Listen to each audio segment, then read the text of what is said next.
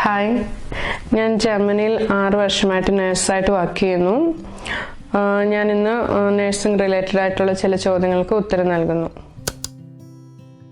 ഞാൻ നാട്ടിൽ BSc nursing കഴിഞ്ഞിട്ട് എനിക്ക് ജർമ്മനിയിലോട്ട് പോകാൻ താല്പര്യമുണ്ടായിരുന്നു. അതുകൊണ്ട് ഞാൻ ജർമ്മൻ ലാംഗ്വേജ് നാട്ടിൽ തന്നെ പഠിച്ച് എന്നിട്ട് ഇങ്ങോട്ടൊക്കെയുള്ള പ്രൊസീജിയേഴ്സിന് നോക്കി പ്രൊസീജിയേഴ്സ് എല്ലാം കഴിഞ്ഞപ്പോഴത്തേനും എനിക്ക് ഇവിടെ ഒരു ജോലി ശരിയായി. അങ്ങനെ ഞാൻ ഇങ്ങോട്ട് വരാൻ വേണ്ടി എല്ലാം റെഡിയാക്കി എനിക്ക് ഇങ്ങോട്ടത്തേക്കുള്ള ജോബ് വിസ കിട്ടുവായിരുന്നു ചെയ്തത്.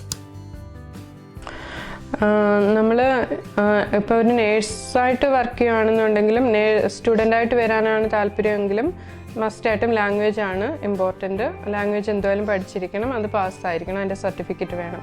പിന്നെ ഒരു നേഴ്സിനാണെന്നുണ്ടെങ്കിൽ നമ്മൾ ഇവിടെ നമ്മുടെ സർട്ടിഫിക്കറ്റ്സുകൾ, അതായത് നേഴ്സിങ്ങിൻ്റെ സർട്ടിഫിക്കറ്റ് എല്ലാം ഇവിടെ നമ്മൾ കൊടുത്തു കഴിയുമ്പം അവരതിനെ എല്ലാം ഒന്ന് വാല്യൂ ചെയ്തിട്ട് ചില സ്റ്റേറ്റുകളിൽ ഡയറക്റ്റ് വർക്ക് കൊണ്ട് കൊടുക്കും. അതായത് നമ്മുടെ നാട്ടിൽ ആരെന്നൊക്കെ പറയുമല്ലോ, അതുപോലെ ഡയറക്റ്റ് വർക്ക് കൊണ്ട് കൊടുക്കും. ചിലയിടത്ത് ഡയറക്റ്റ് വർക്ക് കൊണ്ട് കൊടുക്കത്തില്ല ചില സ്റ്റേറ്റുകളിൽ. അങ്ങനെ ഡയറക്റ്റ് വർക്ക് കൊണ്ട് കൊടുക്കാത്ത സ്ഥലങ്ങളിലാണെന്നുണ്ടെങ്കിൽ നമ്മൾ അതിന് തുല്യമായിട്ടുള്ള ഒരു കോഴ്സ് ചെയ്യണം, 6 മാസം. അത് പലയിടത്തും പല രീതിയിൽ നിൽക്കും. അപ്പോൾ ആ കോഴ്സ് ആണെന്നുണ്ടെങ്കിൽ 2 രീതിയിലുണ്ട്. ഒന്ന് അൻപാസിംഗ് ലെയർക്കാങ്ങെന്നും ഒന്ന് കെർനിസ് പ്രൂഫിംഗ് എന്നും പറയും. അത് രണ്ടും പാസ്സായി കഴിഞ്ഞാൽ നമുക്ക് ഈ വർക്ക് കൊണ്ട് കിട്ടും. അവർക്കൊണ്ട് കിട്ടിക്കഴിഞ്ഞാൽ പിന്നെ നമുക്ക് ഇവിടെ രജിസ്റ്റേർഡ് നേഴ്സായിട്ട് വർക്ക് ചെയ്യാം.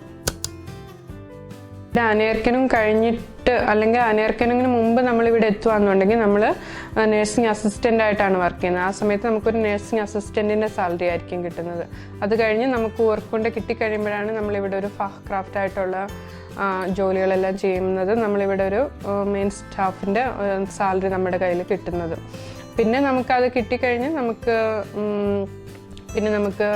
ഏത് രീതി വേണമെങ്കിലും നമുക്ക് വർക്ക് ചെയ്യാം. അതായത് ആൾട്ടൻഹൈം, ക്രാങ്കൻ ഹൗസ്, അല്ലെങ്കിൽ പിന്നെ ആംബുലൻ്റ് ഡീൻസ്റ്റായിട്ട്, അതായത് അങ്ങനെയുള്ളവർക്ക് ലൈസൻസിൻ്റെയൊക്കെ ആവശ്യമുണ്ട്. ആംബുലൻ്റ് ഡീൻസ് മീൻസ് ഈ ഓരോ വീടുകളിൽ പോയി ചെന്ന് ഓരോരുത്തർക്ക് കെയർ കൊടുക്കുന്ന അങ്ങനെയുള്ള പല രീതിയിൽ ചെയ്യാം.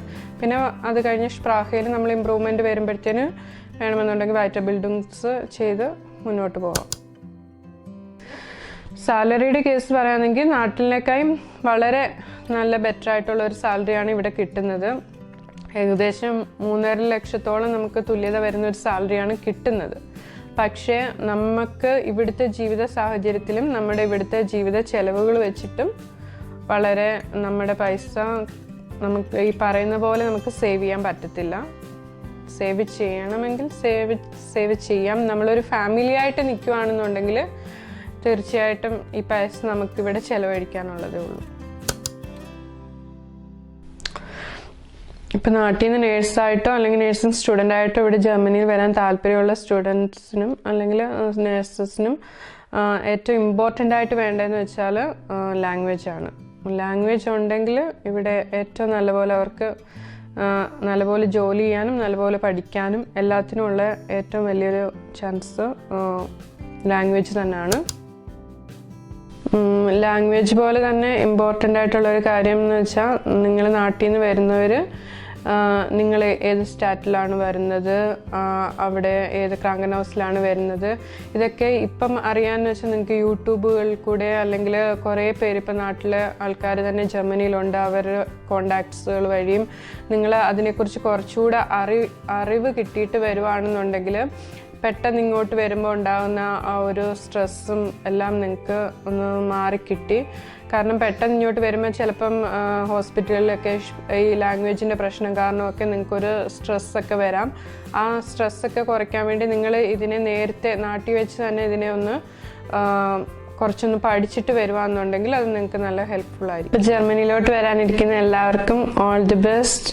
ചീസ്.